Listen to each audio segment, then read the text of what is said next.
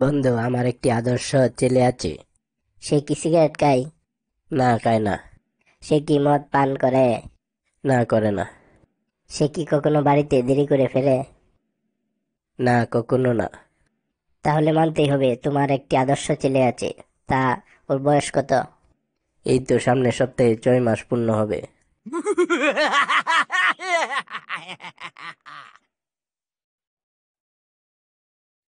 Doctor সাহেব, আমি যেটা স্পর্শ করি সেটাই ব্যথা করে।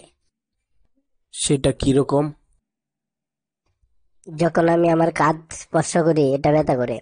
যদি আমার হাঁটু স্পর্শ করি ব্যথা করে। যদি কপাল স্পর্শ করি সেখানেও ব্যথা। আমি বুঝতে পেরেছি আপনার কি সমস্যা। আপনার আঙ্গুল ভেঙে গিয়েছে।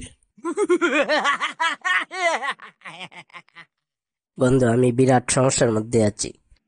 কি সমস্যা? আমি আমার বাসায় একটা ইঁদুর দেখলাম। ও, এটা কোনো ব্যাপার হলো? তোর কেবল একটা ইঁদুর মারার কল দরকার।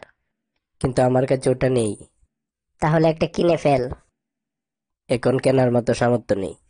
আমি আমারটা দিতে পারি যদি তুই চাস। তাহলে তো ভালোই হয়। তোকে শুধু একটু পনির দিতে হবে ইঁদুরটাকে ফাঁদে আটকানোর জন্য। কিন্তু আমার কাছে পনির নেই। আচ্ছা, তাহলে একটা রুটি নিবি আর তার উপর একটু তেল মাখিয়ে ফাঁদে রাখবি। আমার কাছে তেলও নেই। তাহলে শুধু রুটিই রাখিস। আমার কাছে রুটিও নেই। তাহলে ইঁদুরটা তোর বাসায় করছেটা কি?